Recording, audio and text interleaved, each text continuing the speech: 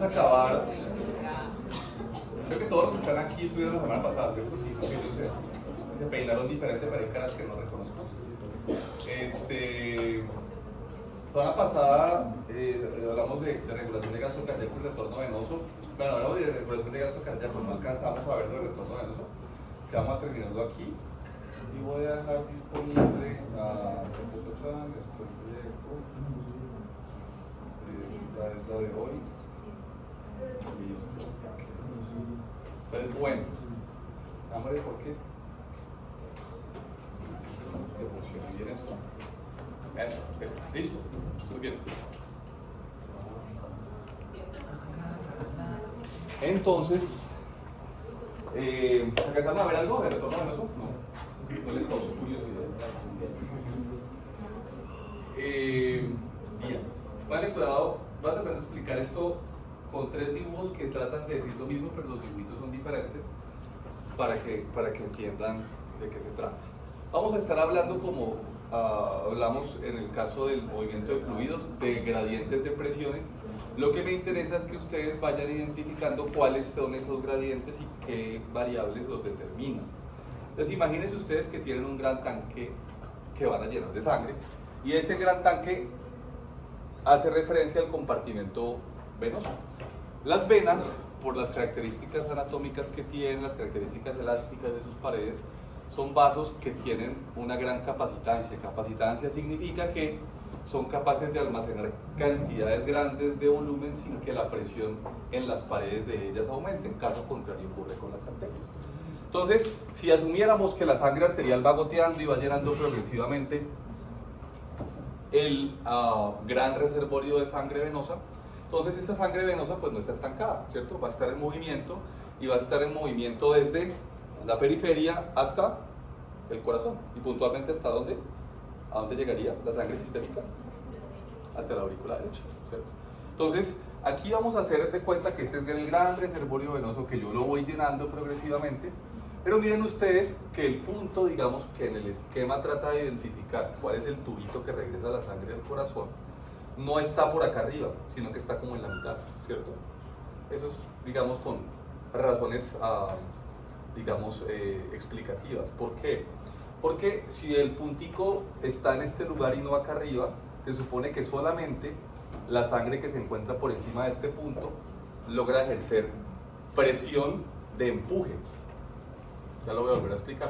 Entonces, sobre este punto la sangre que está acá abajo no tiene ningún efecto, de acuerdo pues al diagrama. Pero de aquí para arriba, este peso de la columna de sangre sí va a ejercer presión sobre este punto. Esta presión va a ser la presión de empuje de la sangre, o la presión que va a favorecer el retorno venoso. Y la presión de llegada va a ser la presión en la aurícula derecha. ¿Listo? Ténganlo ahí. Vamos a verlo 3 veces. Este ya es un poquito más organizado porque ya se ve la aurícula. Entonces aquí otra vez tenemos el gran reservorio venoso, está llegando la sangre arterial, va llenándose progresivamente. Tengo un punto de partida, un punto de empuje, y tengo un punto de llegada que es la presión en la aurícula derecha. Como hablamos de gradientes de presión, podemos afirmar que el gradiente de presión que favorece el retorno venoso de regreso hacia el corazón es el gradiente entre este punto y este punto.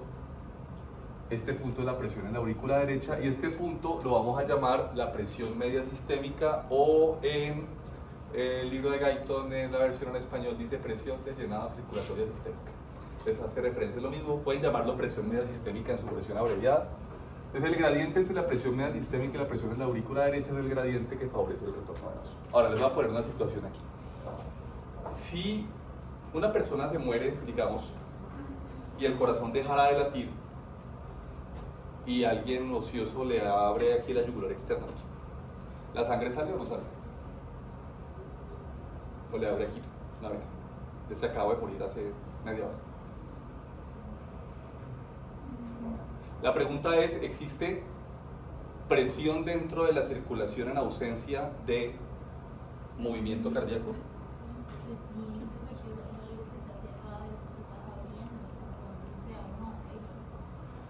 Sí, pero digamos entonces el corazoncito es el encargado de generar gradientes de presión.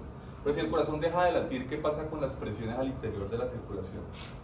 ¿Qué pasaría con la presión arterial y la presión venosa? Van a caer. y se hacen parecidas o siguen siendo diferentes, o se hacen iguales. ¿Qué se le ocurre? Sí, igual.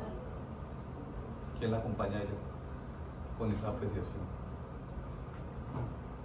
Si eventualmente una persona muere y le abren la yumera externa o le abren aquí la cefálica o la basílica, pues en un momento pues temprano, sin que la sangre pues esté coagulada, va a haber flujo de sangre hacia el exterior. ¿Por qué razón? Porque existe presión en ausencia de actividad cardíaca, pero la presión en la totalidad del sistema se ecualiza o se iguala, ¿verdad? Esa presión que existe al interior de la circulación cuando el corazón no está funcionando es la definición como fisiológica de la presión media sistémica. Ahora, ¿por qué dicen, en qué condiciones yo le podría medir eso a un paciente? Pues normalmente no, porque yo no le voy a parar el corazón para medirlo. Pero digamos que es una manera como fisiológicamente uno se aproxima a cuál es el efecto que tiene solamente el volumen sanguíneo con los vasos sanguíneos que lo contienen. ¿Listo? Voy a mostrarles un tercer dibujo para que la cosa vaya aquí entendiéndose más. Aquí ya está todo. Pues aquí está el ventrículo izquierdo eyecta la sangre hacia la circulación sistémica, pasa a las arteriolas, pasa a los capilares y luego va a ir hacia las venas, ¿cierto? Voy a ir llenando el compartimento venoso y en la medida que lo voy llenando voy a alcanzar, digamos, una presión de empuje para regresar la sangre de regreso al corazón. Esa presión la va a llamar presión media sistémica y voy a llegar hasta la aurícula derecha. Aquí aparecen dos conceptos que son muy importantes. Como ustedes ven, existe un volumen de sangre que está por encima y que ejerce presión y un volumen de sangre que está por debajo que no ejerce presión. A eso lo llaman fisiológicamente, el que está acá abajo, volumen no estresado. No estresado significa, es que no estresado él, es que no estresa las paredes de las venas y por eso no produce presión, pero así se llama. Y de aquí para arriba lo vamos a llamar volumen estresado, que vamos a entender que es aquel capaz de generar presión. O sea, el volumen que está por encima o volumen estresado es aquel que va a determinar la presión de empuje, o sea, va a ser aquel capaz de generarme la presión media sistémica. ¿Y qué es la presión media sistémica? La presión que empuja la sangre de regreso al corazón. Y la presión de llegada, vuelvo e insisto, es la presión de la aurícula derecha. ¿Por qué hice esa introducción? Porque si ustedes miran directamente el libro de Guyton, ustedes se encuentran con esta gráfica, que no sé si alguna vez la han visto y si la han entendido. Porque aquí de una vez le dicen a uno, vea, usted tiene aquí, ¿cuáles son los ejes? ¿En X qué hay? Presión en la aurícula derecha. ¿Y en Y qué hay? En litros por minuto. Y yo les digo a ustedes que describan esa gráfica. ¿Ustedes la han visto? ¿Han leído ese capítulo o han leído ese pie de imagen alguna vez? ¿Nunca? ¿Nunca jamás en sus vidas? Y si pasan por ella es frecuente que uno se lo salte. Yo creo que cuando yo estaba con ustedes, yo tampoco la leí, yo me la salté. Para entender esa gráfica hay que entender lo que les estaba comentando ahorita. Entonces, si no lo entendían, espero que aquí ya lo puedan entender. En esta gráfica aparecen valores de presión en la aurícula derecha, que como dijimos era la presión de empuje o de llegada. De llegada, ¿cierto? A donde llega. Listo. Aquí aparece el retorno venoso en litros por minuto. Y si uno leyera la gráfica, uno va viendo que en este punto, ¿cuánto es el retorno venoso? Cero. Cero. ¿Por qué será cero? Pues él dice que hay un colapso de los campos vasos en el tórax. Pero eso es acá. Y aquí, ¿por qué cero? La razón por la que es cero es porque no hemos definido cuál es el gradiente de presión. El gradiente de presión es el que les estoy contando. El gradiente de presión es la diferencia entre la presión media sistémica y la presión en la aurícula. ¿Qué está diciendo esa gráfica? Que en esta gráfica, aquí que no lo dice, pero si leen el libro ahí sí dice.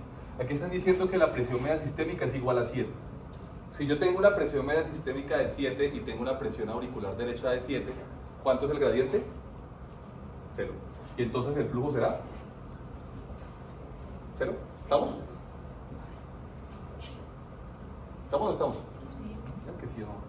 Entonces, ¿qué pasa aquí? Si la presión auricular es 4 y la presión media sistémica es 7, pues tengo un gradiente de presión de 3 milímetros de mercurio, luego voy a empezar a tener algo de retorno venoso. ¿Cuándo es máximo el retorno venoso? Según esa gráfica. Aquí va subiendo.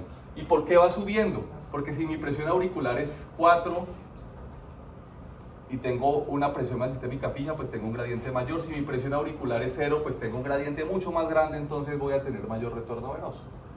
¿Cuándo es máximo? en una gráfica.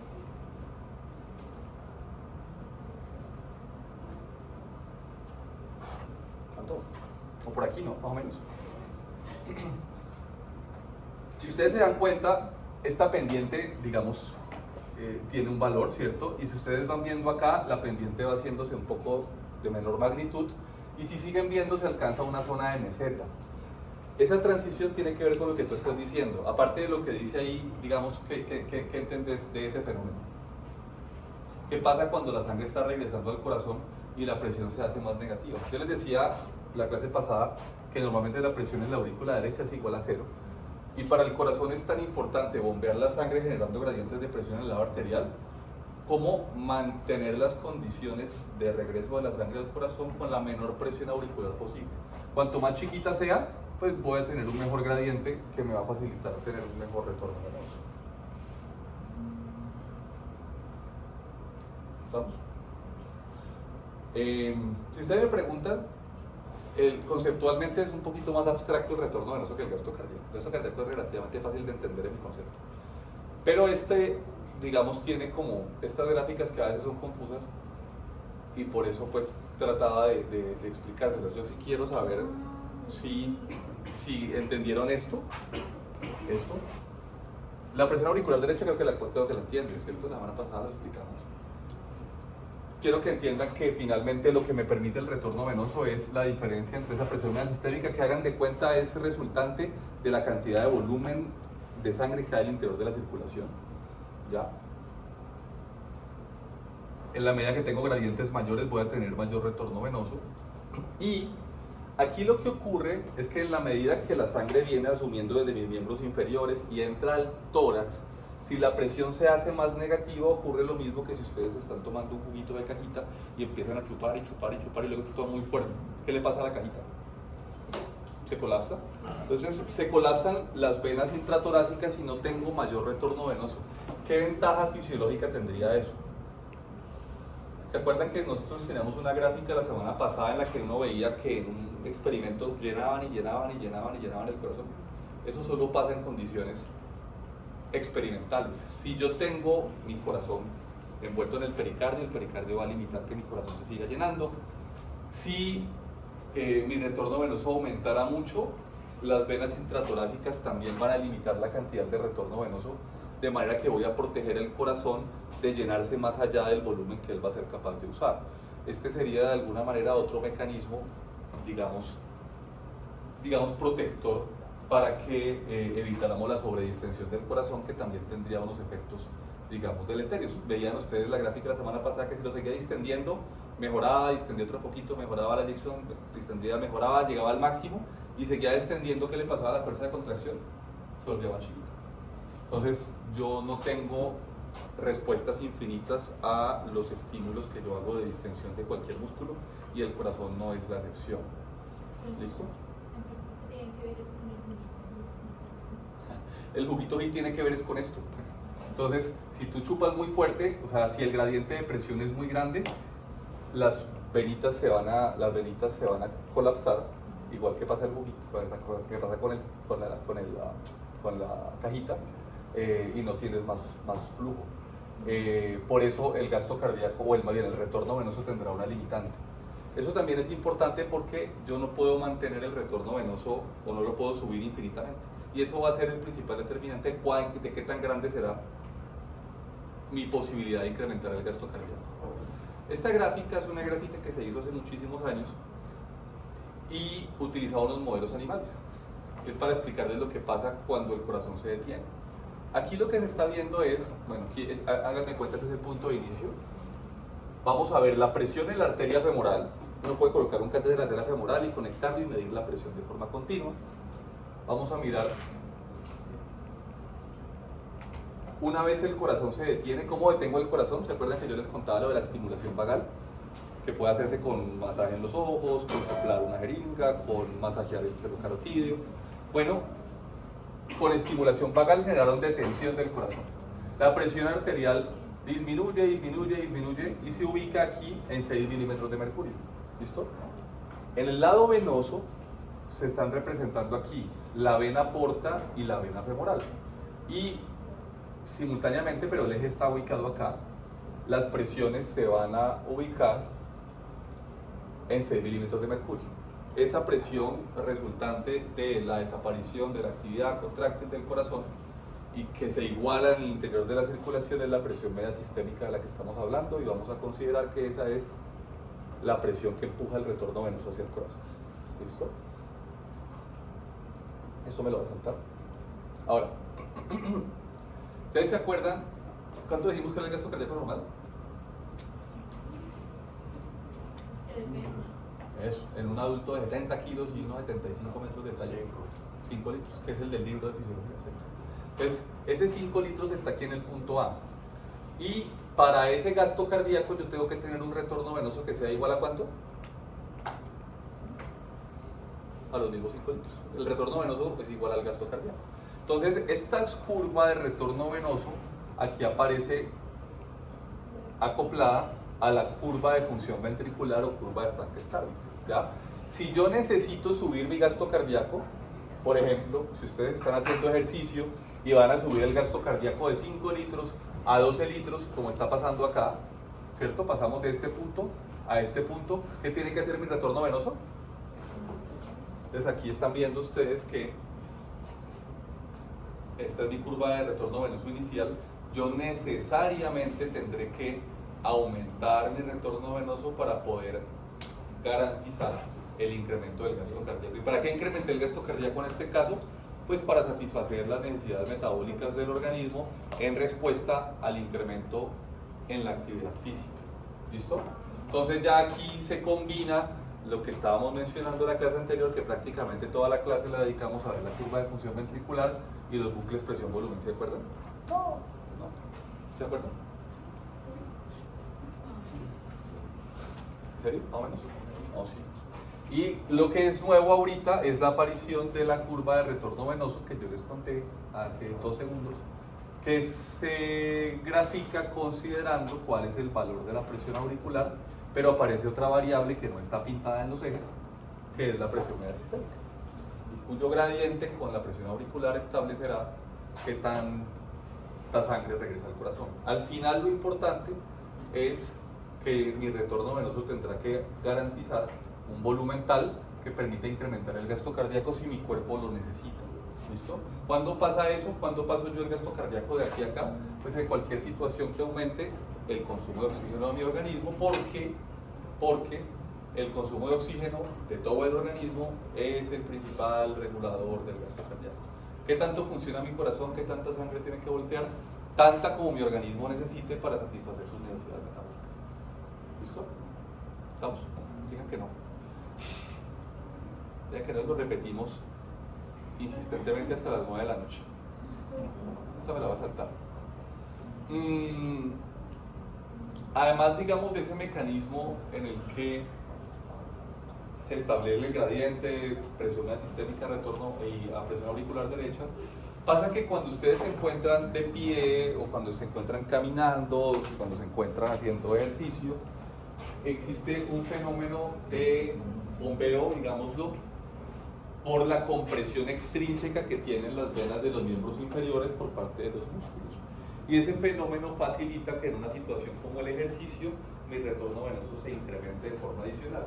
Lo mismo ocurre cuando en la fisiología respiratoria verá que la presión al interior del tórax cambia el curso del ciclo respiratorio, y eso también hace que se forme un gradiente encima y abajo del diafragma, que también favorece el retorno venoso, sobre todo en los momentos en que las demandas metabólicas son muy altas. Entonces, ¿qué termina regulándome el retorno venoso? Bueno, los gradientes de la presión media sistémica y la presión auricular, y adicionalmente se sumarán el efecto que pueda tener la contracción muscular en los miembros inferiores y los gradientes de presión que se establezcan encima y abajo del diafragma en la medida que el ciclo respiratorio se presenta. En eso no les voy a hacer mucho detalle porque lo van a revisar hasta el cansancio cuando vean fisiología respiratoria, que creo que no lo han visto, ¿cierto? No introduzcamos más cosas, no introduzcamos más confusores. Esto creo que es muy fácil, ¿cierto? Esto de la bomba muscular es bastante sencillo. Y lo otro, espero que me lo hayan entendido, pero bueno, creo que voy a hacer una cosa más adelante que nos pueda ayudar a que me lo entiendan. Eso que ustedes están viendo ahí es un aparato que tiene puesto un paciente nuestro. Y si ustedes ven, pueden reconocer ahí que hay algunas cosas de las que hemos hablado. Por ejemplo, aquí aparece una curva de función ventricular, ¿cierto? ¿Qué parece? ¿Es cierto bien? Es una curva de función ventricular. Esta que parece como presión venosa central es la presión auricular derecha. ¿Ya? Esto que ustedes ven aquí es el gasto cardíaco. ¿Qué les parece ese gasto cardíaco de 9.1? Pues depende, pero era una persona, de hecho esa monitoría que yo lo renuncio, es de una mujer y que realmente es un gasto cardíaco muy alto. Y ustedes se acuerdan que yo les explicaba que para uno comparar el gasto cardíaco entre diferentes individuos, uno corregía ese volumen del gasto cardíaco, o mejor lo indexaba, por el tamaño del individuo. Y la variable que se utiliza para corregir eso se llama la superficie corporal. Cuando uno divide el gasto cardíaco entre la superficie corporal, le da este valor. Y aún así, este índice cardíaco es muy alto. O sea, el corazón de esta paciente estaba trabajando mucho, no le diría hipercontráctil. La palabra clínica realmente se llama hiperdinamico. Pero digamos, para que se entienda fisiológicamente, hipercontráctil, tratando de compensar un incremento en las necesidades metabólicas de esta paciente. Y esta paciente en particular fue atropellada por un niño. Tuvo un trauma muy grave.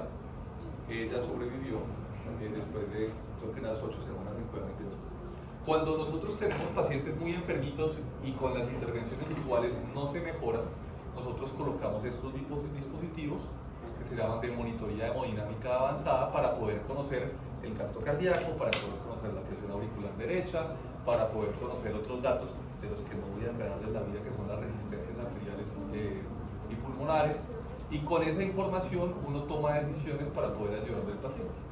Digámoslo de alguna manera que es el mejor escenario de aplicación de la fisiología cardiovascular en clínica. ¿Listo? Vamos a hablar un poquito de eso más adelante. A ver, voy a cambiar aquí de presentación.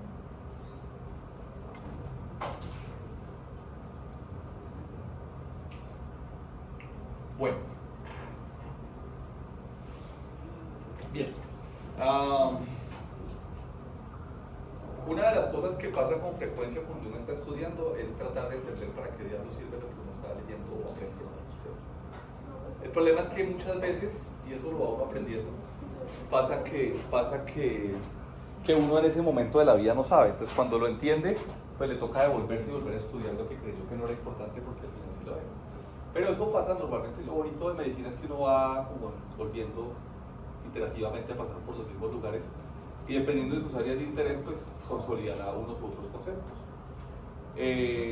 Yo no siento que la práctica sea más importante que la teoría. Yo creo que finalmente la teoría son los argumentos con los que uno toma decisiones y son necesarios. ¿Ya? Pues uno no puede solamente aprender a hacer porque significaría que nuestro trabajo sería técnico y en realidad no lo es. Bueno. Aquí hay varias situaciones en las cuales ustedes necesitarían incrementar su gasto cardíaco. Entonces, bueno, aquí creo que todos están vivos. Usain Bolt sigue vivo, aunque ya se retiró. Johnny Depp sigue vivo. Pues creo que es sugestivo, pero creo que es la imagen que puedo colocar.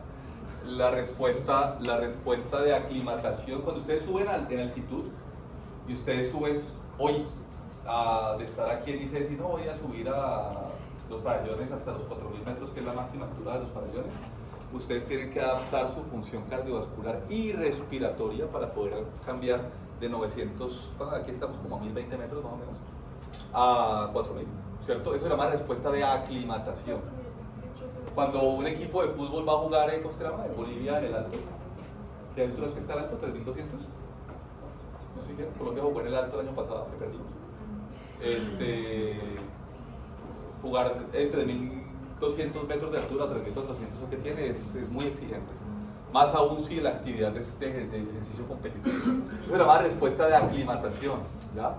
Si ustedes se van a vivir al alto, hay unas respuestas un poco más lentas, incrementan su hemoglobina. Bueno, hay otras adaptaciones con respecto al transporte de oxígeno, eso es adaptación a la altura. ¿Listo? Listo. Esta paciente pues está enferma, digamos que sufrió un traumatismo mayor. Si uno está enfermo, uno necesita incrementar su gasto cardíaco para aumentar sus requerimientos de oxígeno. Y una situación pues de miedo como la que trató de ubicar así. ¿Quién se encarga en buena medida de satisfacer esos requerimientos? Pues la actividad del corazón, y la capacidad de desempeñar esas actividades dependerá de la capacidad de adaptarse del corazón.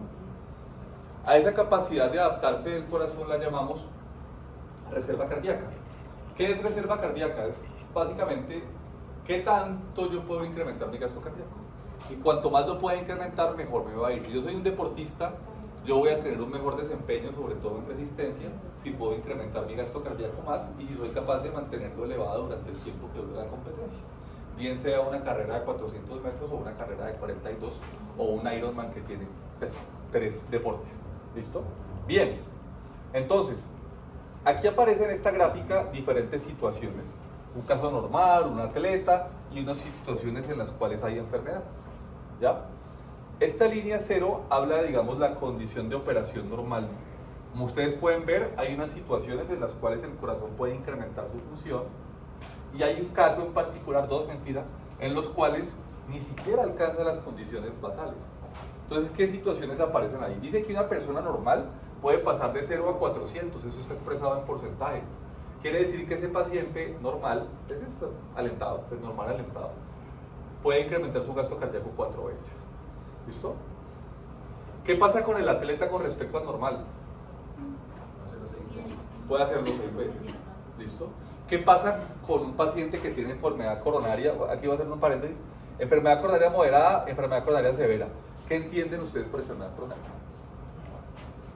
Pues ¿o qué les sugiere ese nombre? La enfermedad coronaria es la principal causa de muerte en el mundo, ¿ya? En Colombia, recientemente ha vuelto a ser la primera causa de muerte y eso en medio de todo es favorable porque hace unos años era la violencia. Pero la enfermedad coronaria hace referencia a un proceso, digamos, muy frecuente en el cual las arterias que alimentan el corazón, conocen ustedes, arteria coronaria derecha, izquierda y sus ramitas, se ocluyen. Y la fisiopatología tiene mucho que ver con el estilo de vida y con la aparición de algunas enfermedades como la hipertensión, como la diabetes, o malos hábitos como el tabaquismo y los malos hábitos alimentarios, y el sedentarismo y estudiar medicina no. Hacer turnos de noche sí. Sabemos que las enfermeras que trasnochan se mueren más que las enfermeras que no trasnochan del corazón. Pero bueno, eso es otra cosa. Mis arterias se enferman. Para que mi arteria coronaria limite el flujo de sangre, a mi corazón tiene que estar tapada más del 70%. O sea, el corazoncito aguanta bastante. Cuando se ocluye más del 70% aparecen síntomas. Si están tapadas de forma moderada, el paciente en reposo está tranquilo, pero cuando empieza a hacer ejercicio y el músculo cardíaco demanda más oxígeno, entonces ahí aparece dolor o aparece fatiga, o sea, me canso y ya no puedo hacer tanto ejercicio. Ahora, si mi arteria se tapó completamente, que es lo que dice trombosis coronaria, ¿qué entienden por trombosis coronaria? Aquí estoy medio tapado, aquí me tapé de todo. Aún en reposo voy a tener dolor y muy seguramente voy a tener fatiga, ¿ya? La trombosis coronaria es sinónimo de lo que ustedes probablemente hayan escuchado, es el infarto agudo del miocardio. ¿Listo? Entonces, esos pacientes, dependiendo del tamaño de la arteria, es diferente si se me tapa a mí. Ustedes ya vieron la anatomía del corazón, ¿cierto? Sí. Si se me tapa una obtusa o si se me tapa la circunfleja proximal, o es diferente si se me tapa la coronaria derecha, si se me tapa el tronco de la coronaria izquierda. Entonces es diferente. Pues por la cantidad de tejido miocárdico que de ellas depende. De manera que si es significativo el territorio, voy a tener dolor, voy a estar ahogado o voy a estar en un estado que llamamos shock, que ya vamos a definir más adelante. Lo mismo pasa con las válvulas. Si yo tengo válvulas severamente enfermas, una válvula se puede enfermar porque se abrió y se quedó abierta, en cuyo caso llamamos insuficiencia, o se puede enfermar porque se vuelve muy estrecha y limita el flujo de sangre, en el cual llamamos estenosis. Cuanto más grave sea, más repercusión tendrá sobre el desempeño del corazón y de esa manera afectará la capacidad de funcionar y la capacidad de incrementar su gasto cardíaco para satisfacer las necesidades en un momento particular. Entonces entiendan que la capacidad que tengo yo de aumentar mi gasto cardíaco es lo que va a llamar reserva cardíaca. Y eso me permite a mí estar mejor frente a cualquier situación. De hecho, cuando uno está enfermito de forma grave, tener una buena reserva cardíaca facilita muchísimo el trabajo y muchas veces uno no tiene mucho que ayudarle al paciente, el paciente solo se adapta y uno de alguna manera lo acompaña. Si no es capaz, pues me toca ayudarle, entonces le pongo medicamentos para subir la fuerza de contracción o le pongo medicamentos para subir la presión arterial, etc. Ya vamos a ver eso en un dibujo que hice especialmente para ustedes. Bien, miren esta gráfica, les voy a ayudar. Aquí, en este eje X, este VO2 es la manera como se representa en clínica el consumo de oxígeno. ¿Listo? O sea, el oxígeno que consume todo mi cuerpo. Y en este eje Y aparece, este sí lo entienden, el gasto cardíaco en litros por minuto. ¿Quién quiere leer esa gráfica? Leerla. ¿Cuál es la variable independiente de acuerdo a los ejes? El consumo de oxígeno. ¿Por qué dijimos además que el consumo de oxígeno, o sea, cuánto oxígeno necesito, es el principal regulador del gasto cardíaco? ¿Qué pasa? Si mi consumo de oxígeno se aumenta, yo tengo que aumentar el gasto cardíaco, ¿cierto? Aquí pasé de la medida que voy subiendo, yo voy incrementando el gasto cardíaco para satisfacer esos requerimientos, ¿cierto? Y ustedes pueden ver esta pendiente y después pueden ver que la pendiente va haciéndose un poco menor, y si uno siguiera extendiendo esa gráfica pasaría algo similar a lo que ocurre con la curva de Frankenstein, aparecería una meseta.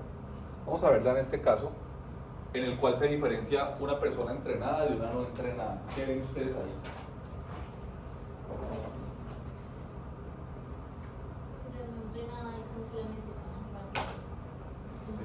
¿Qué significaría en la práctica? No, pues que ahí donde se llama su capacidad, no, su reservorio cardíaco, Reserva. su reserva de sangre va a alcanzar más rápido, el entrenado pues va a poder como hacer que el corazón tenga que esforzarse más para hacer circular más oxígeno. Está bien, pero puede decirlo en una palabra sencilla, en palabras muy sencillas. Entonces, este no entrenado, ¿qué le pasa?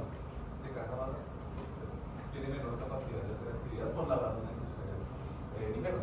Entonces, no hay una manera de hacer más actividad si mi corazón no incrementa el gasto cardíaco para cumplir esas necesidades. El entrenamiento incrementa la posibilidad de que ustedes tengan pues mayor posibilidad o mayor desempeño. A esta situación la llamamos capacidad aeróbica y con frecuencia es un parámetro que se valora en ejercicio. Aquí en Cali, por ejemplo, bueno, nosotros en la clínica tenemos la prueba, mira, una ergospirometría, ahora les muestro una foto. Pero hay laboratorios que hacen esto no solo en pacientes pues, enfermos, sino en gente alentada. Y ahorita que hay, pues, digamos, una ola fitness grande, pues muchas personas usuales, comunes y corrientes, seguramente de aquí cuando cumplan 35 les va a dar por correr, van a querer correr maratones. Entonces uno tiene que valorar si esas personas pues, son capaces en realidad de hacer esa actividad, porque no sé si ustedes pues, ven noticias o al menos en redes sociales verán que no es raro que en una carrera muera una persona. ¿Sí? Aquí en Colombia pasó en la carrera de Medellín del año pasado, en una de Cañón de Chicamocha que me pareció una tortura de carrera. Bueno, las personas mueren porque no tienen la capacidad, digamos, de hacer la actividad, no tienen el entrenamiento. ¿Listo? Entonces la idea es que uno le pueda decir, oiga, usted si es capaz de correr eso, vean, ni se le ocurra porque pues, se va a morir. No, no importa, yo me veré si me muero, bueno, vaya. También pasa. ¿Listo? Bien, entonces este es el dibujito. Está bonito, ¿no? Creo yo. Vamos a leer este dibujito de acá para acá y les voy a hablar algunas cosas que van a ver pues, en la clase de transporte de gases, que es una de las clases de fisiología respiratoria. Esta célula va a representar todas las células del cuerpo. ¿Listo? Y todas las células del cuerpo van a tener un consumo de oxígeno, que vamos a llamarlo consumo de oxígeno, o sea, VO2. ¿Listo? ¿Qué tiene que hacer mi cuerpo? Mi cuerpo tiene que garantizarle lo que las células necesitan. Entonces mi cuerpo va a tener que regular una variable que llamamos la entrega de oxígeno. ¿Y cómo le entrego yo el oxígeno a las células? ¿Cómo le entrego? La hemoglobina va a dejar de tener afinidad por el oxígeno y va a aumentar la afinidad por el dióxido de carbono y entonces bueno, no te voy a enredar con eso. Hay algunas cosas ciertas y otras que no es que sean falsas, pero sí son imprecisas, pero la vas a ver después. Pero sí, lo que quería oír era la hemoglobina. Bien, supere por ahí. Ahora, ¿la hemoglobina cómo le llega a las células? En el glóbulo rojo. ¿Y quién lleva el glóbulo rojo hasta el capilar? La sangre, ¿cierto? Entonces el gasto cardíaco va a ser el encargado de llevar el glóbulo rojo metido, el glóbulo rojo y la hemoglobina y el oxígeno ligado a la hemoglobina hasta las células, ¿cierto? Ese transporte que hace la sangre en movimiento con el contenido de sangre, con el contenido de oxígeno, se llama transporte convectivo de oxígeno, ¿ya? Cuando yo ya llego a los capilares, entrego el oxígeno y tendrá que pasar de los capilares al intersticio, del intersticio al citosol y del citosol a la mitocondria, ¿cierto? Ese transporte que ya hago solito se llama transporte difusivo de oxígeno. Esas son las dos maneras grandes como el oxígeno lo transporta. Del transporte convectivo me interesa lo siguiente. Tengo el gasto cardíaco, volumen de sangre que expulsa el corazón en un minuto. Tengo la hemoglobina, básicamente cuál es la concentración de hemoglobina que tengo en mi sangre por decilitro. Resulta que cada gramo de hemoglobina es capaz de transportar una cantidad de oxígeno. Ese número 1.34 mililitros hace referencia a la cantidad de oxígeno que puede transportar un gramo de hemoglobina. Pero también la hemoglobina puede estar más o menos saturada. Entonces multiplicamos la hemoglobina por la capacidad de transporte de oxígeno de un gramo de hemoglobina por la saturación de la hemoglobina, y esto que está en este pedacito es el oxígeno ligado a la hemoglobina. Y a ese le voy a sumar la fracción de oxígeno que se encuentra disuelta.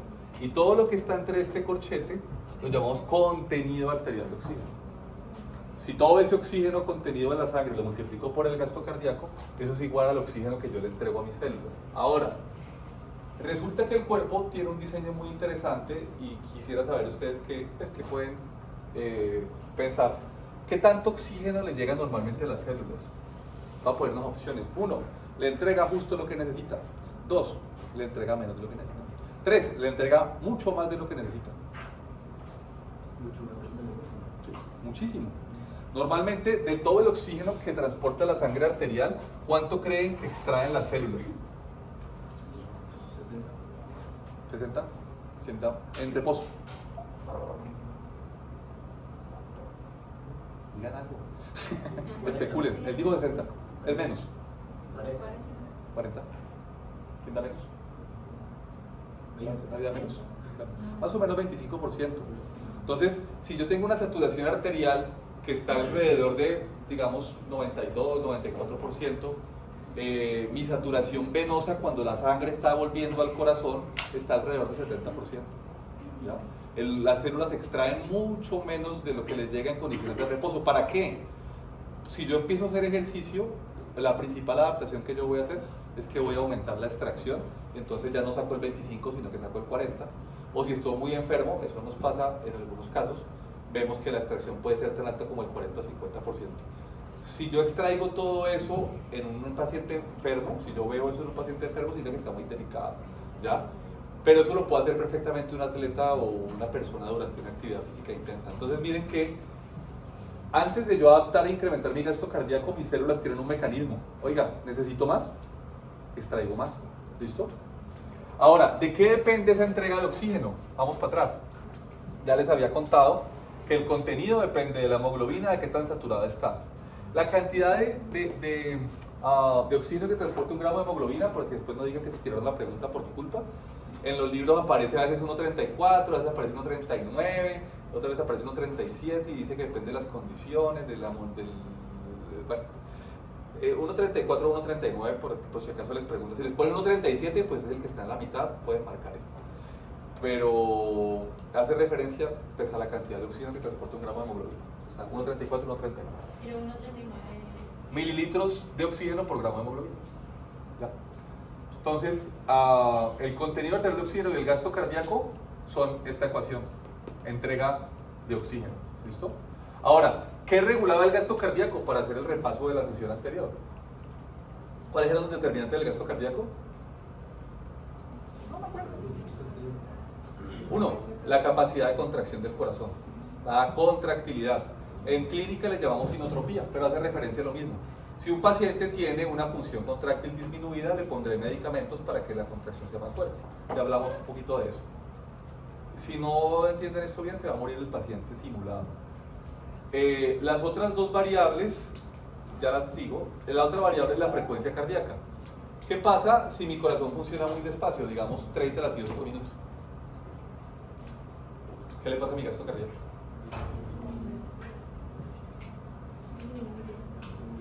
Porque el gasto cardíaco es igual a ¿qué? A la frecuencia cardíaca por el volumen sistólico. Entonces, si yo tengo un ritmo muy lento, mi gasto cardíaco disminuye, luego mi entrega de oxígeno disminuye, luego mis células sufren porque no les llega lo que necesitan. Pero también si tengo un corazón muy rápido, digamos a 200 latidos por minuto, ¿qué creen ustedes que pasa?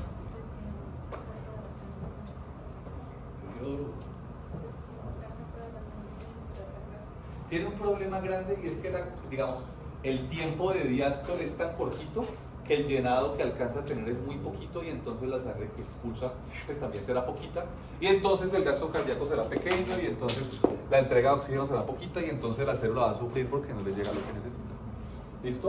De la precarga y la poscarga, ¿se acuerdan que hablábamos la precarga para hacerla análoga al retorno venoso? Yo tengo situaciones en las cuales mi retorno venoso está mal, sí. La situación más frecuente tiene que ver, digamos, con las pérdidas, digamos, la disminución del volumen de sangre. Puede pasar porque tuve una herida de sangre o puede pasar porque estoy profundamente deshidratado. En esos casos, si estoy deshidratado, pues lo hidrato. Y si perdí sangre, pues le pongo sangre, ¿cierto? De manera, pues, general. Entonces, este panorama trata de ubicar, digamos, cómo se adapta la circulación para entregar las necesidades de las células, entendiendo bien que normalmente le entrega más de lo que necesita. Ahora, les había dicho yo también en la sesión pasada que la regulación de presión arterial es independiente de la regulación del gasto cardíaco, que hay otros mecanismos reguladores. Yo puedo tener un gasto cardíaco normal y una presión bajita. Dice que sí o que dice que no.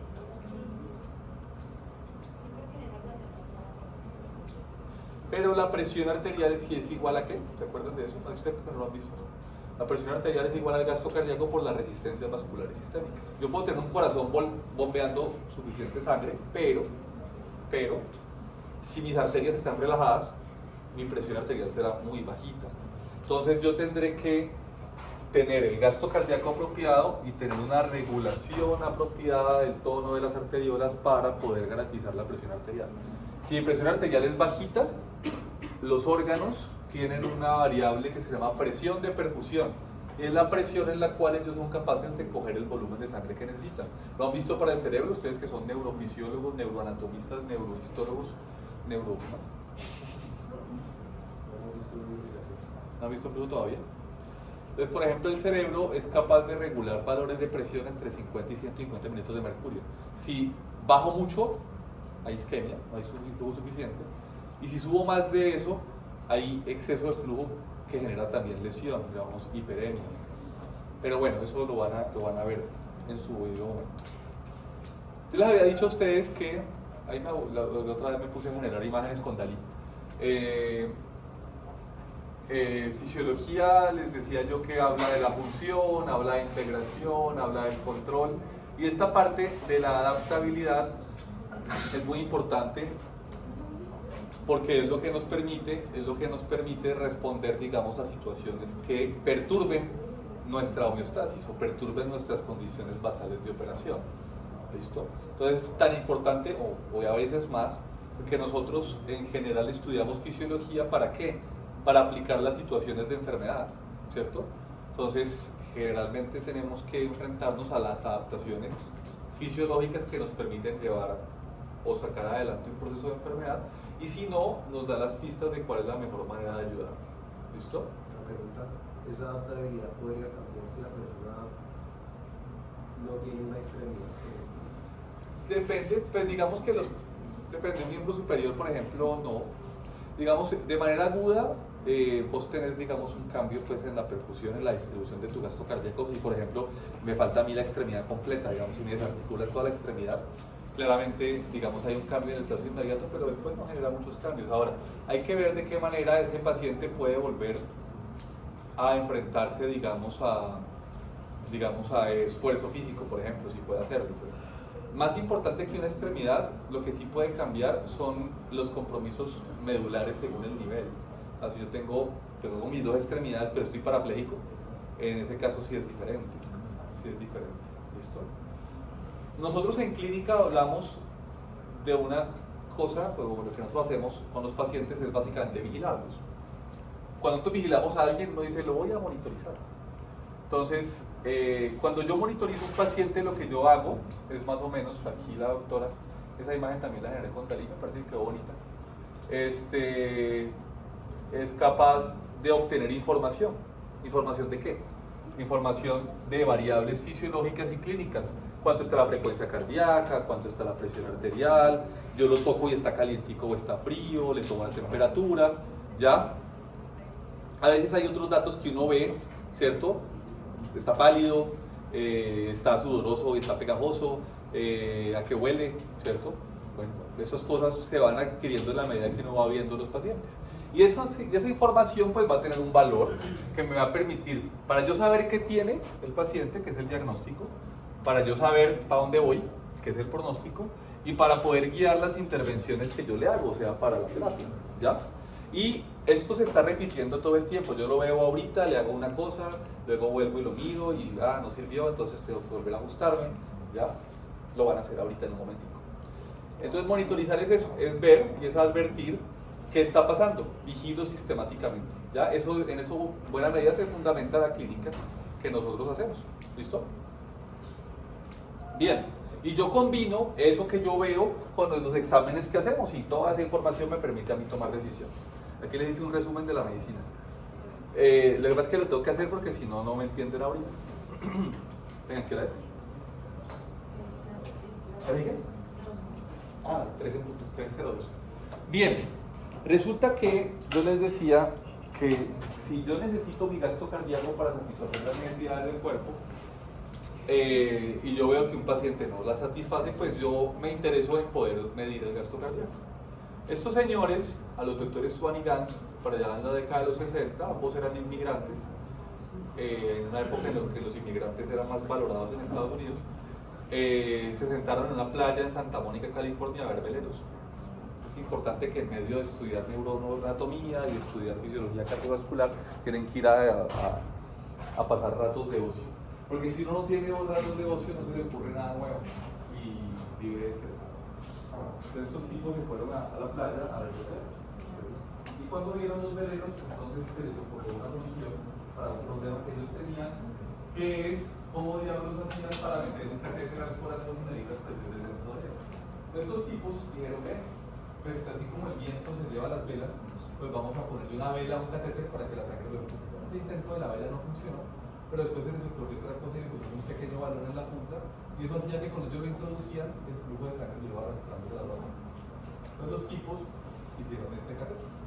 Le pusieron un baloncito en la punta, y eso lo pueden colocar, por ejemplo, en la vena yugular interna, lo pueden colocar en la vena clavia, y entonces ellos lo iban introduciendo y el baloncito inflado con aire facilitaba que entrara a la aurícula derecha, al ventrículo derecho, luego que saliera la arteria pulmonar y luego el baloncito, pues por sus dimensiones, iba a quedar en la papaya. Entonces, ¿qué permitía? Con un huequito aquí medían la presión en la aurícula izquierda, en la derecha, perdón, y con un huequito aquí medían la presión en la arteria pulmonar. Y con un huequito después del balón podían inferir cuánto era la presión en la aurícula izquierda. ¿Eso para qué? Pues para hacer las curvas de función. ¿Ya? Y este catéter, que se llama catéter de arteria pulmonar o catéter de Swan y Gans, fue la manera práctica como se masificó la posibilidad de utilizar medición de gasto cardíaco en cuidado intensivo. Todavía lo usamos en algunos pacientes. ¿Listo? Cuando lo íbamos colocando, cuando lo ponemos, pues uno tiene gradualmente esto: la presión en la aurícula derecha, la presión en el ventrículo derecho, la presión en la arteria pulmonar, o sea aquí. Y luego voy a medir hacia adelante, y lo que está adelante pues es la circulación pulmonar, y después voy a tener la aurícula izquierda. Más importante que medir estas presiones es que este catéter era capaz de medir el gasto cardíaco. ¿Cómo creen que uno pudiera medir el gasto cardíaco? ¿Qué creen que le ocurre? En los 60 ellos tampoco sabían cómo hacerlo. Se sentaron a pensar. La playa les ayudó. La anécdota no dice si estaban tomando algo o no.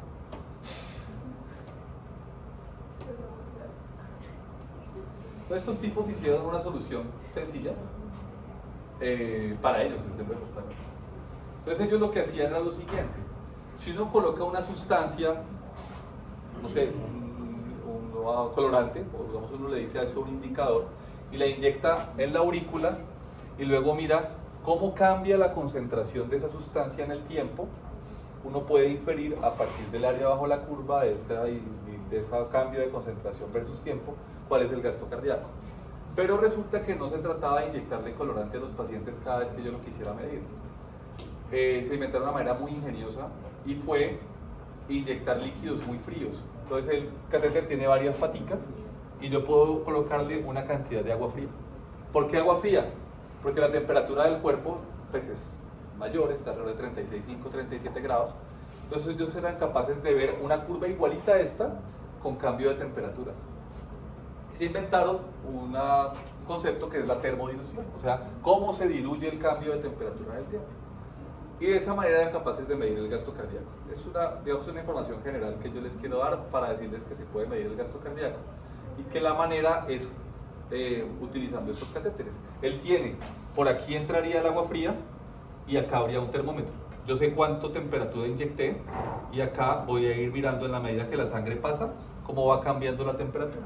Y voy a hacer unas grafiquitas parecidas a estas. ¿Listo? De esa manera podían ellos medir el gasto cardíaco. Entonces ya tenían todo. Tenían el gasto cardíaco, tenían la presión en la aurícula derecha, tenían la presión en la aurícula izquierda. Luego podían graficar curvas de función ventricular de manera que sabían cómo estaba funcionando el corazón. ¿Listo? Eso lo va a saltar. Y pues este no es exactamente el monitor del catéter de arteria pulmonar, es el de este, pero no me interesa pues que hablemos de este punto en este momento. ¿Listo? Bien, eso también lo va a saltar. Este sí me toca decírselos porque los van a preguntar. A mí me parece que no es muy oficioso, pero se los voy a contar. La primera persona que midió el gasto cardíaco de una persona fue este señor. Se llama Adolf Fick en el siglo XIX, 1870. ¿Por qué se lo van a preguntar? Porque en algún momento de la existencia le van a preguntar si el principio de Fick sirve para medir el gasto cardíaco. Entonces van a contestar que sí. ¿De qué manera puedo medir el gasto cardíaco? Con el principio de Fick, la respuesta es sí. Guyton tiene una gráfica que es esta. No sé si la han visto. ¿Sí? ¿Se la han visto? Se las voy a explicar porque a veces se los preguntan y creo que pues corresponde en esta clase porque si no, ¿dónde más? Resulta, si ustedes se imaginan el siglo XIX con todas las limitaciones que puedan tener, todas las comodidades que ustedes tienen ahorita, pues no había absolutamente nada. Pero Fick tenía unas bolsas grandes con una cantidad conocida de oxígeno y él le ponía al paciente a respirar por ahí y luego le quitaba la bolsa y iba y medía cuánto oxígeno había consumido el paciente. Eso en ese momento era supremamente difícil, pero él lo pudo hacer. Entonces, él se dio cuenta que los pulmones le entregaban a la circulación 200 mililitros de sangre en un minuto. ¿Listo?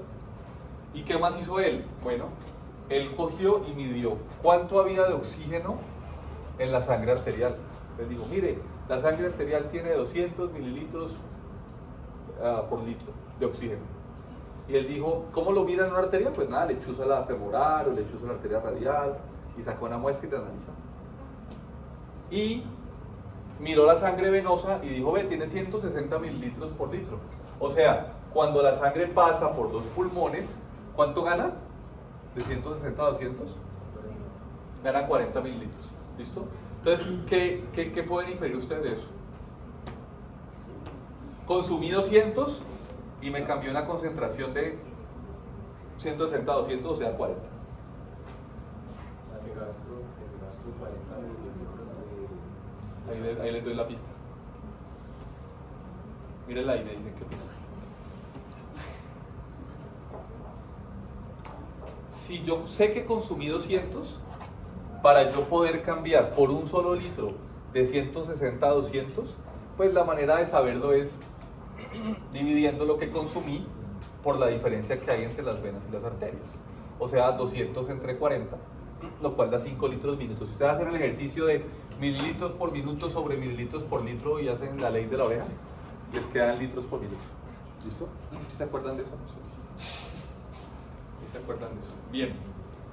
Ese es el principio de Fick. ¿Cómo hago yo para conocer el gasto cardíaco del paciente a partir del oxígeno captado en un minuto y la diferencia arterio-venosa de oxígeno. Esa es la traducción de este. A mí me interesa, esto no lo hacemos en clínica, es dispendioso, lo sigue siendo en el siglo XXI, no lo hacemos, usamos más bien los catéteres como el que les mostré ahorita. Pero en todos los libros de fisiología y en muchas preguntas, no sé por qué les suelen, es más, si ustedes van a hacer el examen de residencia para hacer una especialidad, es muy probable que les salga esta pregunta. ¿Por qué les gusta preguntarlo tanto? No lo sé, pero lo preguntan y pues por esa razón no podrán decir en el futuro que en la clase de fisiología cardíaca no me lo dijeron. Yo hice examen para mi primera especialidad, para mi segunda especialidad y para mi maestría, y que diría que en 2 de 3 me preguntaron esto. Entonces, para que no la hayan tirado. Bien. Bien, vamos a saltar estas cosas. Veamos este dibujo, porque no quiero.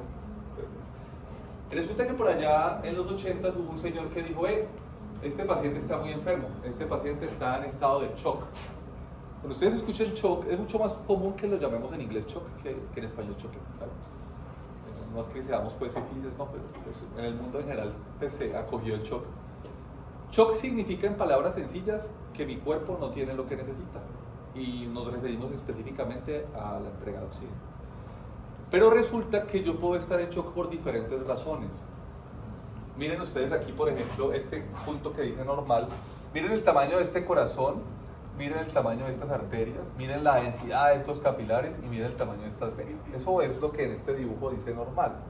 Ahora veamos una situación como la que aparece en el punto 1 que dice choque hipovolémico. ¿Qué les sugiere la palabra hipovolemia?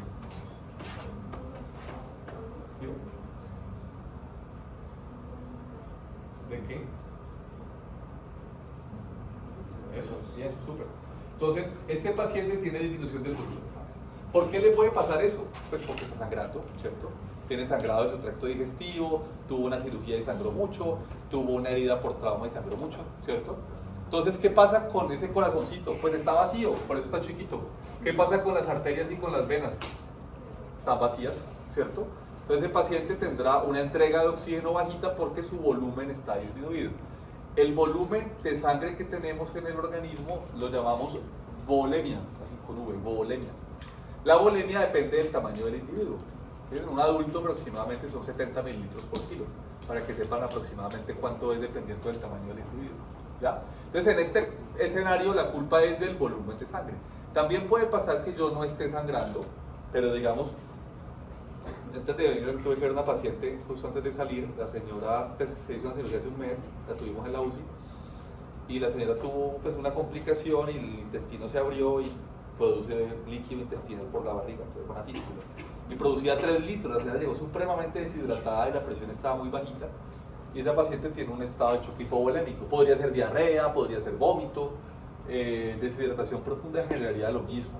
Bueno, ahora aquí ya pasamos a este escenario que les sugiere shock cardiogénico, que la culpa es del corazón. De manera que en este caso, este corazón está más grande.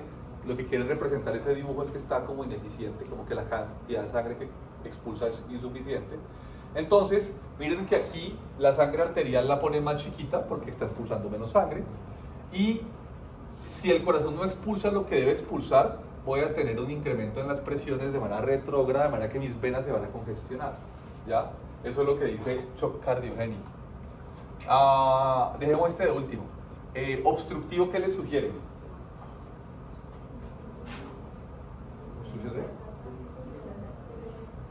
Bueno, pues ahí ponen una cosa que aparentemente se opone a la eyección del corazón. Hay situaciones en las que la circulación se ve obstruida. Hay un par de ejemplos que son buenos. Uno de los ejemplos más, digamos, como relevantes para shock obstructivo es cuando, ustedes saben que el corazoncito está envuelto en el pericardio. El pericardio tiene una cantidad de líquido pequeñita que se llama líquido pericárdico. Pero yo puedo tener inflamación del pericardio y acumular mucho líquido, ¿ya? O puedo tener una herida del corazón. ¿Qué pasa? Esa pasa mucho. Pues el paciente llega y le pegan una puñalada. Y lo que lesiona es la aurícula derecha. La aurícula tiene una presión bajita y entonces el paciente llega caminando ahí. Le pegan una puñalada aquí. Y entonces el paciente se sienta en la camilla y colapsa. ¿Por qué llegó caminando? Porque el pericardio se fue llenando de a poquitos y luego se fue llenando y se fue llenando, y cuando llegó y alcanzó a saludar y a hacer la admisión, ya el pericardio estaba muy lleno hasta que se llenó tanto que impedía el retorno venoso del corazón. ¿Ya? Y en ese caso, en ese momento el paciente colapsa. Entonces toca correr a cirugía, abrirle y drenarle el líquido y luego suturarle el hueco al corazón. Eso pasa en la clínica todos los días. Muchas veces llegan y generalmente las heridas afectan las cavidades derechas y por eso los pacientes pueden llegar. Cuando es por arma cortopulsante, por arma de fuego, pues el daño suele ser muy grande. Muchas veces no llegan. Y hay otro ejemplo bueno, y es una situación en la cual se forman coagulitos en las piernas, se llama trombosis venosa profunda. Esos coagulitos les da, porque son caprichosos, por soltarse y subir por la cava, la aurícula derecha, el ventrículo derecho, la arteria pulmonar y ¡pam! Me tapan una rama principal de la arteria pulmonar. Eso se llama un tromboembolismo pulmonar. Y eso le aumenta tanto la poscarga al ventrículo derecho, le aumenta tanto la resistencia a la eyección, que el ventrículo derecho falla agudamente y pues obstruye la circulación. Los dos ejemplos tal vez más claros son el choque obstructivo, son el tromboembolismo pulmonar y el taponamiento cardíaco. Pero también si ustedes me dicen, vea, la válvula aórtica está tan estenótica, cerrada, pues también se porta de esa manera. Bueno, son como unos ejemplos. ¿Qué es distributivo? ¿Qué les sugiere distributivo? Ahí. Que mi volumen de sangre está normal, probablemente mi gasto cardíaco sea normal, pero tengo un problema en la manera como se distribuye la sangre dentro de la circulación, por eso se llama distributivo. Ahora, ¿por qué cambia eso? La explicación más frecuente es una situación que es la infección grave, que es lo que llamamos sepsis, porque la inflamación hace que las arterias o el tono de las arterias disminuya, ¿ya? Que la presión arterial baja. Puede ser que mi corazón esté bueno, pero si mis arterias en su músculo liso están relajados, la presión arterial disminuye y entonces la sangre está en la circulación pero no está fluyendo ni le está llegando a los órganos que la necesitan. La otra situación creo que se las puse, bueno, no sé si a los dos grupos, pero al menos a alguno de los dos se la dije, y son las situaciones en las cuales existen lesiones de la médula espinal. ¿Sí se las dije? Generalmente no. Porque mi simpático, ¿dónde está? Si yo tengo una lesión en el cuello, yo de manera aguda pierdo mi simpático y al perder el tono simpático pierdo la regulación del tono vascular y se distribuye de manera inapropiada el volumen de sangre y eso es un ejemplo de choque distributivo. ¿Ya? Pongamos un ejemplo muy fácil de entender que es el desangrado. El desangrado, no desangrado, el desangrado. Bueno, miren que en este ejemplo ustedes ven que a estos pacientes o a este paciente en el eje X le están quitando sangre. Aquí le quitaron el 10, el 20 hasta el 50, quitaron la mitad de la sangre. ¿Ya? Y aquí dice el gasto cardíaco o la presión arterial. El gasto cardíaco es el rojo y la presión arterial es el azul. Y es un ejemplo de cómo la regulación del gasto cardíaco y la presión arterial son independientes. Miren ustedes que si a mí me sacan el 10% del gasto cardíaco, ¿qué le pasa a la presión? ¿Ah? ¿Sí? ¿Qué le pasa al gasto cardíaco?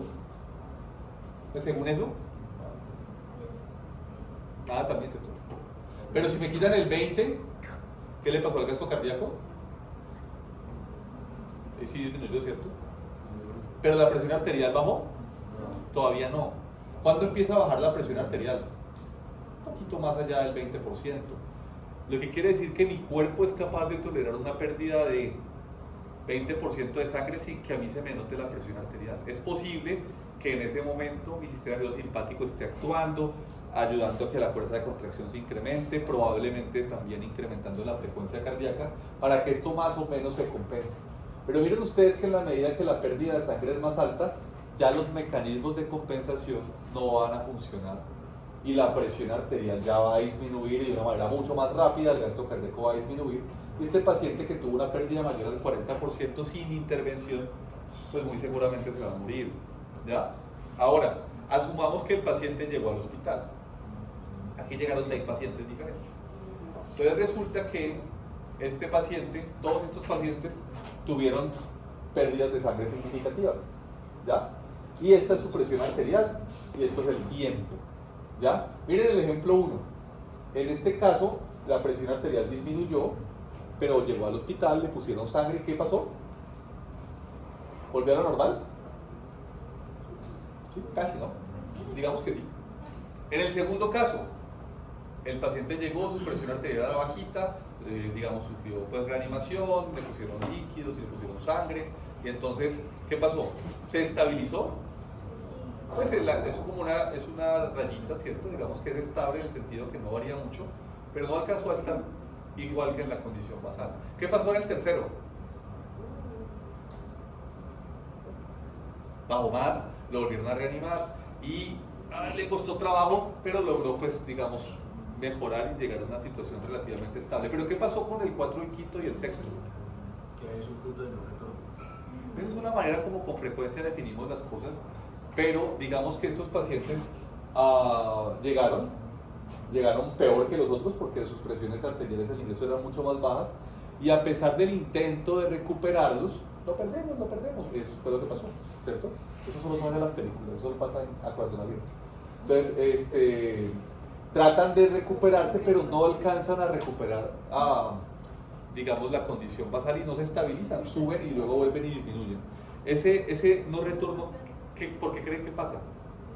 Pues aparte de porque llegaron más malos y porque el tiempo de pronto fue un poco más tardío.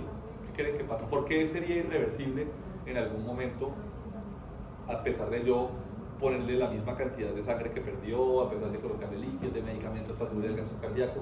¿Qué haría que un caso sea reversible y otro no? Yo sé que no lo han leído, pero digan, especulen algo. Sino, aparte del corazón, muerte o de las células. Entonces, digamos, la bioenergética de las células o los mecanismos para producir energía ya no se pueden restablecer, ¿ya? Entonces, ese proceso ustedes lo van a ver cuando vean patología y van a ver cuáles son los pasos en los cuales el déficit de oxígeno genera lesión irreversible de las células. Entonces, yo podré normalizar la presión arterial, pero mi célula ya no se va a recuperar. Lo que nosotros intentamos hacer al máximo es tratar de revertir la lesión de las células, y si los órganos se dañan, pues tratar de soportarlos provisionalmente. Pero a veces, digamos, las intervenciones son tan profundas o el momento en el que podemos ayudar a los pacientes es tan tarde que son irreversibles, o, como dice pues su compañero, las situaciones de no retorno. Y eso mismo pasa aquí, que es lo que les estaba contando. En esta gráfica también aparece el tiempo, y aquí aparece el gasto cardíaco, y aquí dice que el paciente sangró. Pues el paciente sangró y el gasto cardíaco bajó del 100, pues de 5 litros al 25% del gasto cardíaco, y aquí intentaron reanimarlo y aquí llegó la sangre. Por favor, traiga la sangre. Nosotros somos muy rápidos en la transfusión de los pacientes. Somos el hospital más rápido de Colombia, y diría que uno de los más rápidos del mundo en tener sangre disponible para paciente con trauma. Y no estoy presumiendo, es así. Ustedes verán cómo funciona un código de trauma en la Fundación Valle del Lili. Y si van a otro hospital del mundo no van a ver que funciona tan bien como en el caso nuestro. Pero aparte de esa verdad, este caso la sangre se demoró en llegar 45 minutos casi y lo transfundieron. Y el paciente volvió a tener su gasto cardíaco normal, pero se terminó muriendo al final. Y la explicación pues es esa irreversibilidad del choque, que depende mucho del tiempo en el cual yo restablezco la entrega de oxígeno para satisfacer las necesidades de las células. Ya se murió la mitocondria. ¿Vamos? Entonces, no solamente yo necesito recuperar las cosas, sino que el tiempo se vuelve una situación muy importante. ¿Cómo estamos en tiempo? Bien. Yo creo que voy... Bueno. Insuficiencia cardíaca hace referencia a una situación en la que el corazoncito tiene... aquí, problemas para llenarse. Yo me lleno en diástole. Si mi corazón tiene un problema para llenarse, tengo disfunción diastólica. O yo puedo tener problemas para inyectar la sangre. Yo inyecto en la sístole, en cuyo caso llamaré disfunción sistólica. O puedo llenar o tener problemas para llenarme y para inyectar, en cuyo caso tendré disfunción sistólica y eso, ¿cierto? No son, digamos que existen diferentes enfermedades que pueden llevarme a tener predominantemente esto o predominantemente esto o ambas, ¿ya? Pues eso ya lo van a aprender ustedes con el tiempo. Muchas enfermedades llevan a eso. La enfermedad coronaria de la que hablábamos, la hipertensión arterial remodela el músculo, lo va haciendo más grande y después de la contracción más eficiente. Hay enfermedades no isquémicas, o sea, no coronarias. Las valvulitas se dañan. Pero el envejecimiento, a pesar de que en general ustedes aprenderán que el envejecimiento no es una enfermedad, sí es frecuente que en la medida que pasan los años nos enfermemos de más cosas que cuando somos jóvenes, ¿cierto? Sin embargo, yo pongo acá que no es más frecuente en los mayores, pero hay niños con insuficiencia cardíaca. Muchos de ellos porque nacen con enfermedades del corazón, o con cardiopatías congénitas, ¿ya? En la medida que haya población más viejita, pues tendremos más enfermedades crónicas, entre ellas más insuficiencia cardíaca, y por eso es un problema importante para nosotros. Ahora, yo les he preguntado cómo que se va a manifestar si mi paciente no es capaz de incrementar su gasto cardíaco. Pues con una limitación para realizar actividades. Entonces el paciente que de pronto dice, yo voy a la tienda que queda, voy al de uno que queda 3 cuadras y llego ahogado. Pues, y el otro dirá, no, yo me levanto de la cama al baño y apenas llego porque ya llegué ahogado. Pues esos pacientes tendrán más o menos dificultades para garantizar su consumo de oxígeno y asimismo tendrán más o menos posibilidad de hacer actividades. Y cuanto más enfermos estén, pues tendrán más ahogo o más dificultad para respirar con menos esfuerzo, o aún sin esfuerzo. ¿Listo? Aún sin esfuerzo. Entonces, vamos a hacer eso. Vamos a eso, porque no alcanzamos a ver mucho. Y quiero hacerles un examen. Saquen una hoja. No, mentira, no vamos a sacar una hoja. Les voy a mostrar lo que vamos a pasar. No, cierren los ojos.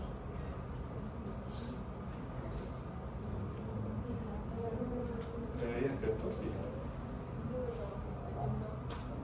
Yo sé que ya miraron, pero bueno. Le voy a tener las instrucciones. Bien. Entonces ustedes miran, cuando vayan a mirar un monitor en un paciente que se encuentra, digamos, en urgencias, en anestesia o en cuidado intensivo, tiene una cosa que se llama monitoría básica. Entonces ustedes arriba, ¿qué están viendo? La frecuencia cardíaca, ¿cierto? ¿Esa frecuencia cardíaca es normal? ¿Cuánto dijimos que era normal? ¿Qué les dije? 65. Pues en general, en general nos da un rango de normalidad. Una frecuencia cardíaca normal está entre 60 y 100. Si es menos de 60, decimos que el ritmo es lento y lo llamamos bradicardia, y si la frecuencia es mayor a 100, pues diremos que es rápido y lo llamamos taquicardia. No necesariamente una u otra es normal o anormal, depende. Porque yo estoy dormido, probablemente mi frecuencia cardíaca baje en mi sueño más profundo a 45 y no me estoy muriendo. Y si estoy subiendo rápido las escaleras al 4.º piso porque voy tarde a la clase, pues subir a 110 es normal. Pero en este caso, pues nos encontramos entre el rango de normalidad, que es entre 60 y 100. Más de 100 taquicardia, menos de 100, menos de 60 bradicardia. Okay. Aquí están viendo la presión arterial. Resulta que con frecuencia nosotros canulamos la arteria radial y la conectamos a un transductor y medimos la presión y vemos esa curvita. ¿Listo? Le vemos sube, y ahí tomo la presión sistólica, diastólica y la presión arterial. ¿Esa presión arterial es normal? Sí. Entonces digamos que una presión de 90 a 130 y una presión diastólica de 60 a 85 y una presión arterial media de 65 a 85 son normales. Pues, de manera general, pero eso es normal. Lo que me interesa más ahora es que todos los pacientes son diferentes, de manera que uno siempre mira el punto de partida. Ustedes están viendo cómo empieza la frecuencia cardíaca, cómo empieza la presión arterial. Esto que están viendo aquí es la presión en la aurícula derecha. Esto que están viendo aquí es la saturación venosa de oxígeno. ¿Cómo quiero que la interpreten? Acuérdense que yo les decía que normalmente las celulitas extraen más o menos el 25% de lo que les llega. De manera que 72% o 0.72 podríamos considerarlo normal. Y esta es la temperatura. Como yo les dije a ustedes, no solamente van a mirar las variables fisiológicas, también tendrán que mirar el paciente. Entonces ustedes me van a decir qué le ven ahí.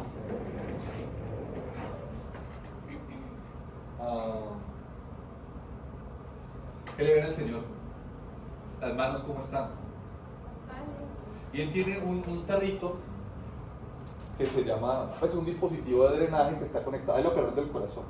Es un sistema de drenaje y entonces ahí se ve que se está poniendo como rojo, ¿cierto? Pues estaba más poquito y se está como llenando. Dígame qué les llama la atención. Ustedes van a vigilar qué ocurre. Está bajando la saturación de venosa. Eso. ¿Qué piensas de eso? De lo que dijimos. Pues me imagino que debe estar entregando, o sea, a pesar de que se está oxigenando, debe estar conectado a una máquina, eso debe ser constante. Sí, claro, ese valor, si uno puede tener ese dato continuo. ¿Sí? Debe estar consumiendo más, o sea, me imagino que la hemoglobina debe estar soltando más oxígeno. Está extrayendo más. Se está extrayendo más sangre, entonces se está ¿Por qué? bajando la saturación. ¿Por qué crees que está extrayendo más? Porque, o sea, si el paciente tiene las manos blancas, me imagino que tiene una insuficiencia. Debe tener. ¿Cuál fue la palabra mágica que dijimos ahorita? Que no les dimos choque, sino shock. Está en shock. Está en shock. Y eso interpretaríamos que lo que le está llegando no es suficiente, entonces él extrae más. Y si está poniendo más paliducho, pues bueno, algo está ocurriendo. ¿Qué ha pasado con la frecuencia cardíaca? Subió un poquito, la presión arterial bajó un poquito, pero todavía es normal. Pues ahí todavía está relativamente bien. Y yo me fui a almorzar y no he visto qué le está pasando.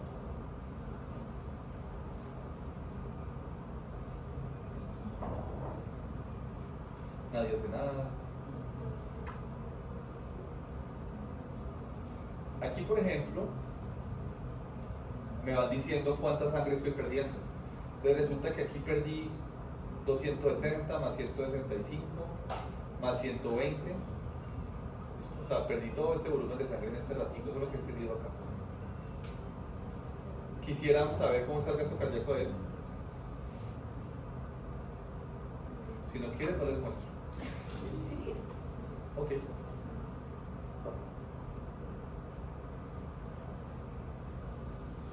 Vale, pausa porque no me muero. ¿Cómo está ese gasto cardíaco? La razón por la que está en rojo no es porque sí.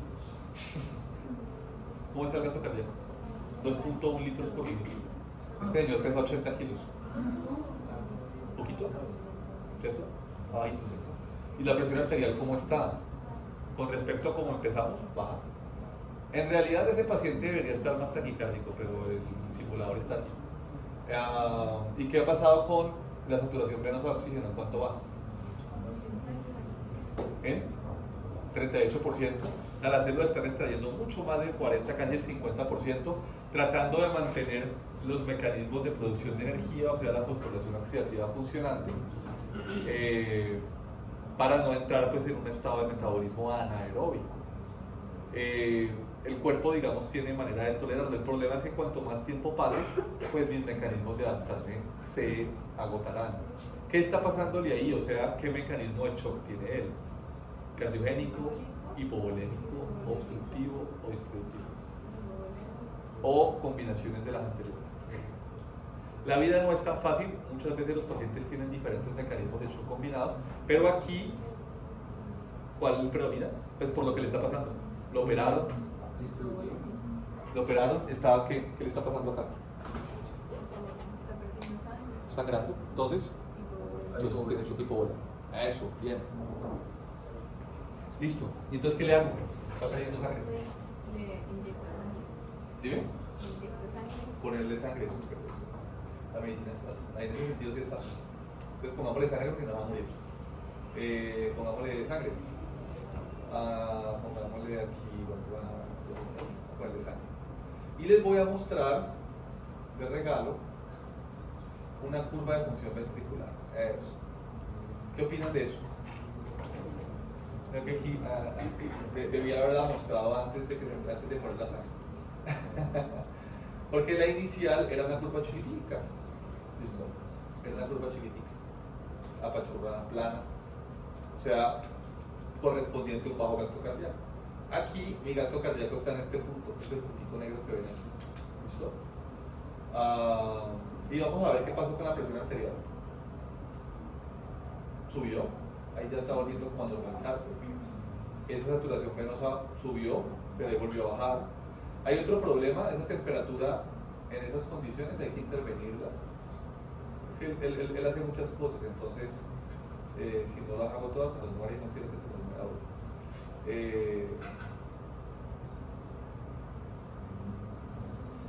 Si uno tiene fiebre, ¿qué creen que pasa con su consumo de oxígeno? Aumenta. Entonces eso también va a tener un impacto sobre la saturación venosa. ¿Ya? Muchos pacientes cuando tienen sangrado, la sangre cuando uno se la saca, uno se dice, vamos a dar sangre. Entonces a ustedes le sacan la sangre, pero la sangre no se almacena completa.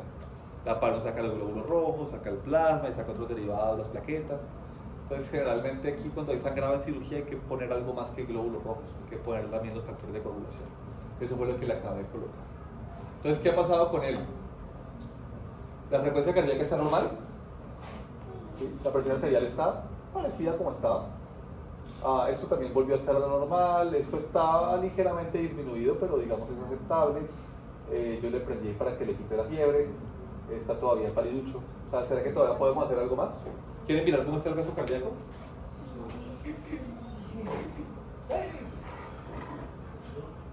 Diagnóstico aquí. ¿Qué les parece el gasto cardíaco? ¿Está normal? Puede estar mejor. Miremos la curva de función ventricular. Eso. Entonces, la actual es la roja, la anterior es la azul. Entonces, digamos que esa curva de función ventricular ha disminuido un poquito. Él lo va enfermando, pero en general, lo que él me está pidiendo aquí es que de alguna manera ha seguido sangrando. Y aquí sigue, miren, cada tiempo hay un volumen de sangre que le está perdiendo. Lo que me dice a mí él es que yo le tengo que devolver eso.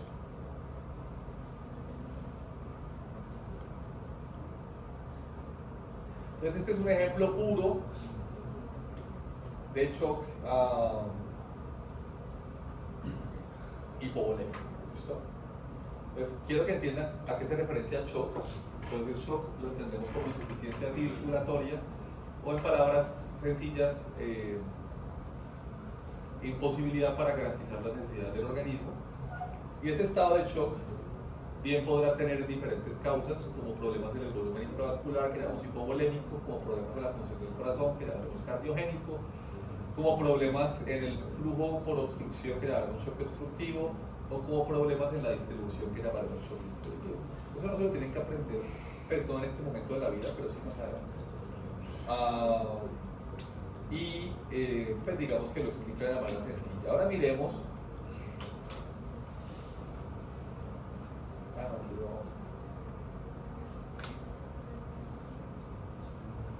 Ahora miremos en la otra situación, que es relativamente sencilla. ¿Qué está pasando ahí? ¿Cómo está la frecuencia cardíaca? Vamos a pausarlo porque si no va más rápido que nosotros. ¿Cómo está la frecuencia cardíaca? Bien, ¿no? La presión arterial. Un poquito más bajita que la del paciente anterior. Pero estrictamente hablando sería un normal. ¿Ya? ¿Cómo empezó este valor? 53%.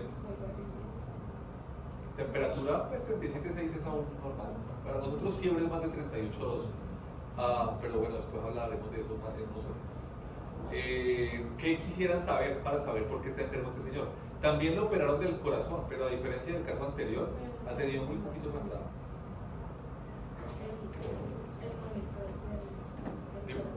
¿Qué quieres ver? Eso. ¿Ya quieres ver el gasto cardíaco? Eso, ya te lo muestro. Gasto cardíaco de este señor dice que es. Démosle la pausa para que nos dé tiempo de pensar. 2.6. Él pesa 76 kilos. Debería estar cercano a cuánto? A 5. Aquí aparece el volumen sistólico, que es el volumen que expulsa el corazón en ovulación. Y esa es la saturación venosa que está en 50, lo que me sugiere que está extrayendo más de lo que haría normalmente, porque pues le está llegando menos. ¿Por qué sé que le llega menos flujo? Pues porque el gasto cardíaco está bajo. ¿No? Miremos, le vamos a mostrar la curva de función ventricular.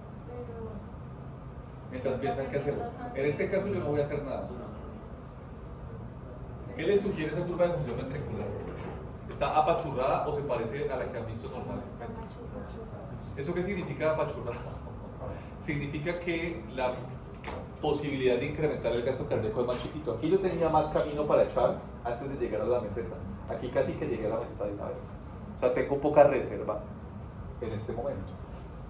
¿Qué creen que está pasándole a él si no está sangrando? Está llamando muchas cosas, pero pueden decir algo. Resulta que los problemas más comunes cuando nosotros cuidamos pacientes después de cirugía de corazón, digamos el corazón, algunos hay que abrir el corazón, cambiar una válvula, el corazón se detiene durante la cirugía, el cirujano cardiovascular lo opera, le cambia la válvula, luego el cirujano cardiovascular lo pone a marchar y el corazón a veces no empieza normal, sino que empieza funcionando con una contractilidad disminuida. Es un problema muy común. Entonces le decimos bajo gasto cardíaco postoperatorio porque tiene el gasto cardíaco alto después de la cirugía. Entonces, si ustedes se fijan, el número del gasto cardíaco está disminuido y la curva de función ventricular no es la que ustedes aprendieron en la clase de fisiología normal de la semana pasada, ¿cierto? Es una curva diferente porque es un corazón menos eficiente. Bien, entonces, ¿qué le hago? Medicamentos, le pongo sangre. 2, le pongo medicamentos para subir la frecuencia cardíaca. C, le pongo medicamentos para subir la presión arterial. D, le pongo medicamentos para mejorar la contractilidad del ventrículo. E, todas las anteriores. ¿Cuál creen? ¿Cuál es más cierta? Yo podría hacer todas, pero hay una cosa más importante que es mejorar ¿qué? La contracción. Entonces hay medicamentos para hacer. Normalmente, ¿qué haría mi cuerpo ante esta situación? Digamos, yo tengo mi sistema nervioso simpático y yo voy a tener una descarga de catecolaminas que intentará mejorar la fuerza de contracción. Cuando el paciente no es capaz de hacerlo, significa que sus mecanismos adaptativos no lo consiguieron y yo le tengo que ayudar. Entonces yo le pongo un medicamento que se llama inotrópico, que mejora la contractilidad. Entonces miremos si sí pasó eso. Yo le puse uno. Endógenamente yo tengo catecolaminas. ¿Cuáles? Adrenalina, noradrenalina. Ya. Yo tengo adrenalina y noradrenalina como medicamentos. También tengo dopamina, que es otra catecolamina. Y también, ¿ustedes ya vieron cómo es la señalización intracelular de las catecolaminas? ¿No habían visto eso? ¿No han visto receptores transmembrana? Bueno, el caso es que ahí uno puede lograr el efecto de las catecolaminas poniendo catecolaminas, o hay otros productos que aparecen o que pueden mejorar el desempeño porque actúan después en la señalización intracelular. Van inhibidores de fosfodiesterasa, eso fue lo que yo le puse ahí aquí. Eso también tiene mucho que ver con farmacología. Entonces, digamos, uno entiende la farmacología en la medida que entiende la fisiología. Entonces, en este caso, miremos qué pasó con el gasto cardíaco. A ver si sí mejoró. Ay, ¿qué pasó? Se acabó la clase. Ya, volvió la clase. Vuelve. Ya. Entonces, miremos qué tanto mejoró. No mucho, ¿no? ¿Cierto? ¿Y qué pasó con la curva de función ventricular? Pasó del azul al rojo. ¿Mejoró? Un poquitito. Entonces parece ser que la intervención que yo estoy haciendo no es suficiente. Vamos a ponerle una catecolamina.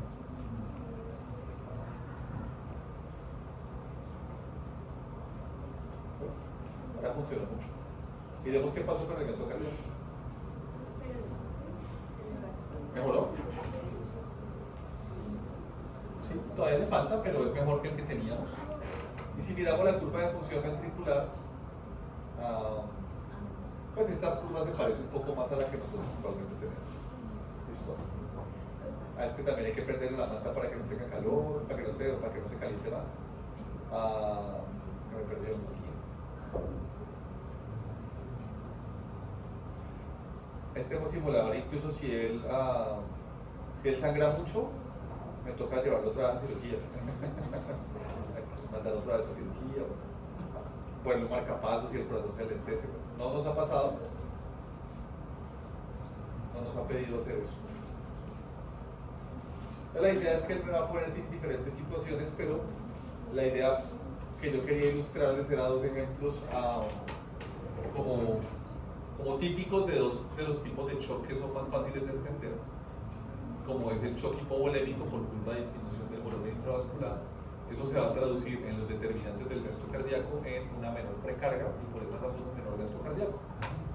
Y si miramos el dibujito de la entrega de oxígeno, pues en un menor entrega de oxígeno y en un menor bienestar del cerebro. Y el otro pues era el shock cardiogénico, en el cual el problema crítico pues era la contractilidad, y yo lo mejoraré colocando cosas o medicamentos mejor que mejoren la contractilidad cardíaca. Bien.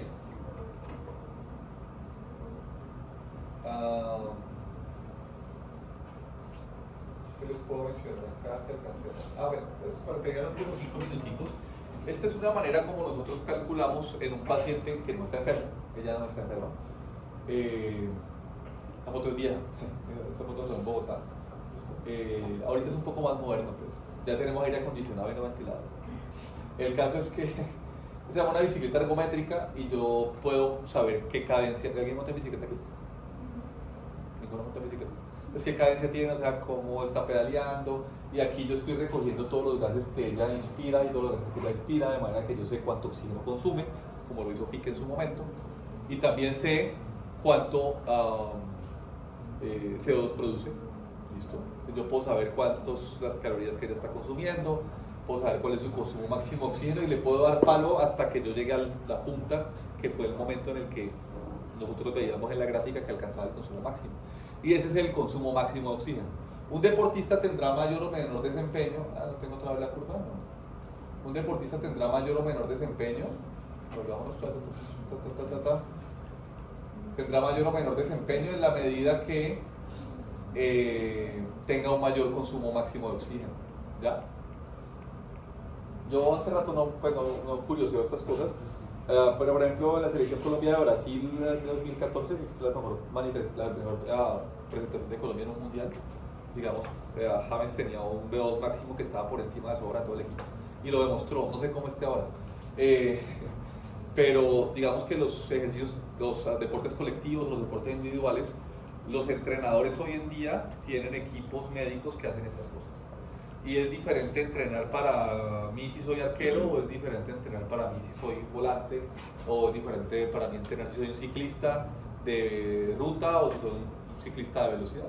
Entonces los entrenamientos se dirigen en buena medida con eso, y unas situaciones necesitarán un mejor consumo máximo de oxígeno, otros necesitarán más resistencia, otros deportes necesitan más fuerza, otros deportes necesitan más flexibilidad. Digamos que los entrenadores deberían saber bastante fisiología. Los médicos del deporte, pues tuve la oportunidad de trabajar con algunos de ellos hace unos años, la tienen bastante clara y tienen muy clara la fisiología cardiovascular y cómo potenciar. Resulta que en muchos pacientes nosotros no podemos hacerles una ergospirometría. Ese examen hay que pagarlo y es caro, y uno lo hace a todo el mundo. Pero uno se hace más o menos una idea de qué capacidad de ejercicio puede hacer un paciente dependiendo de las actividades que hace. Y uno trata de tener unas cosas, unos equivalentes que llamamos METs. ¿Qué es un MET? Un MET es más o menos que el paciente es capaz de tener un consumo de oxígeno de 3.5 mililitros por kilo. Entonces yo le pregunto, vea, señor, ¿usted es capaz de planchar? No, yo no plancho. Bueno, ¿usted es capaz de caminar o de barrer? Entonces, sí, yo puedo. Bueno, entonces ese paciente de pronto hace actividad física muy ligera con un gasto de 3.5 metros, o sea, 3.5 mililitros por 3.5, o sea, más o menos 10. No, yo soy capaz de correr a 14 kilómetros por hora. Pues ese paciente está volando y puede hacer 3.5 metros, o sea, 13.5 por 3.5, pues ese paciente va a hacer 40 o 50 mililitros por kilo de consumo máximo. O sea, ese man está listo para hacer cualquier actividad y va a tener mucho mejor evolución frente a una enfermedad que alguien que está aquí. Entonces, como no podemos hacer la prueba para saber cómo está el paciente, tratamos de inferirlo a partir de preguntas muy sencillas que nos dicen cómo le va con actividades pues, digamos, cotidianas. ¿Listo? Y pues lo llamamos MET. Es una manera bastante frecuente. cuando ustedes hacen medicina interna, cuando hacen cardiología, cuando hacen neumología, con frecuencia hablan de este concepto para poder entender qué tanto esfuerzo puede hacer el paciente. Y no solamente depende del corazón, y por eso, a pesar de que fragmentemos el cuerpo para estudiarlo, esto lo vamos a integrar muy estrechamente con la fisiología respiratoria, porque tanto los problemas del gasto cardíaco como los problemas respiratorios se van a manifestar con que el paciente esté más ahogado, porque en el fondo ambos tienen que ver con la entrega de oxígeno. ¿Listo? Entonces, ¿está ahogado? ¿Será el corazón o los pulmones? Pues bueno, para eso estudia uno, para poder saber cuál de los dos es, o a veces son los dos. ¿Listo? Hay maneras de saber, digamos. Eso se aprende relativamente fácil de hacer. Bueno, el ejercicio implica muchas cosas, ¿no? La clase pasada, pues debe ser el otro grupo, había alguien que dijo que hacía mucho ejercicio, ¿no? ¿Sí? No, aquí nadie levantó la mano. Bueno, el ejercicio implica muchas cosas, los entrenadores, hay entrenadores muy buenos, hay entrenadores peligrosos, hay muchas lesiones y como les decía, desafortunadamente hay muertes, una muerte en una competencia no debería pasar, es una muerte absolutamente prevenible. O sea, si yo voy a correr una maratón, yo debería tener una valoración médica. Y saber si soy capaz de hacerlo. Algunas maratones, si ustedes quieren correr la maratón de Chicago, estando ahí, pasar de aquí, no los van a dejar, les van a decir, muéstrenme su récord de entrenamiento, usted no es capaz, chao. Pero aquí en Colombia no pasa eso, aquí corre el que paga. Entonces yo tengo que entrenar muchas cosas, mi flexibilidad, mi agilidad, mi equilibrio, la potencia, la capacidad aeróbica hace referencia a lo que yo les dije en toda la clase, pero eso no es lo único que se entrena en ejercicio, ¿listo? Sí tenía la gráfica, no sabía que la tenía. Entonces sabemos que el entrenado podrá tener un mayor consumo de oxígeno que el no entrenado. Y me interesa dejarles ¿alguien usa pulsómetros? No. Ahí no. Están muy sedentarios, están muy chiquitos para ser tan sedentarios. Va a llegar un momento en que a veces uno no puede y después no puede volver a ejercicio. Resulta que cuando ustedes usan un pulsómetro, pues el pulsómetro que mide, pues es el pulsómetro, pues mide la frecuencia cardíaca. La frecuencia cardíaca se correlaciona bastante bien con el consumo de oxígeno. Ya vimos que la frecuencia cardíaca es uno de los 4 determinantes del gasto cardíaco.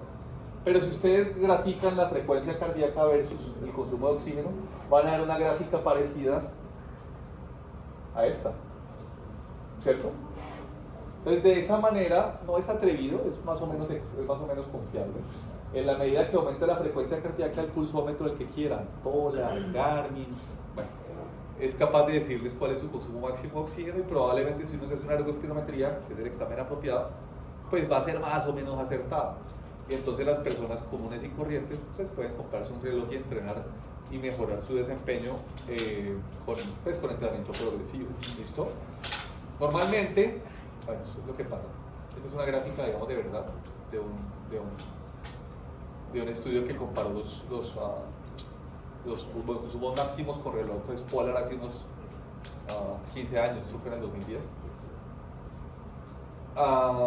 Si ustedes quieren entrenar, pues uno no entrena al 100% de la frecuencia cardíaca máxima porque pues que no.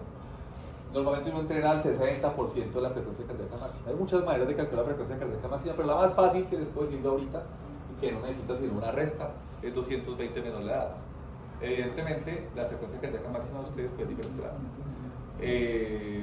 Y uno más o menos entrena hacia el 60% de eso para poder hacer, digamos, entrenamiento físico. Entrenar por debajo de eso pues es saludable, pero no es un entrenamiento que va a mejorar la capacidad aeróbica. En general, pues si ustedes estudian fisiología van a poder hacerlo solos, o si no tendrán que pagar un entrenador, ojalá uno bueno. Pero los buenos cobran caro, si cobra barato, duden de él. Este punto me interesa mucho mencionarles, ya para terminar, faltan 2 minutos, y es que el ejercicio tiene una franja en la cual, esta es la cantidad de ejercicio, esto es poquito ejercicio como están ustedes, esto es deporte de élite donde no está ninguno de nosotros, esta es la actividad física regular que de pronto haya alguno ahí, y ese es el riesgo de morir con el tiempo. Resulta que cuando yo soy sedentario tengo un riesgo grande de morirme en la medida que pasan los años. Si yo hago ejercicio regular, mire que tengo la parte más baja, pero si yo hago ejercicio de élite, el riesgo de morir me vuelve y aumenta, aunque no es igual que acá. Ustedes de pronto no habían nacido en 1998, hubo un torneo que ya no existe, además Esperanzas de Toulon, en el que murió un jugador de Camerún enfrentándose a Colombia. El tipo se cayó y en ese momento, pues a pesar de que la reanimación existe sistematizada hace mucho tiempo, nadie lo reanimó y se murió. Colombia perdió ese partido.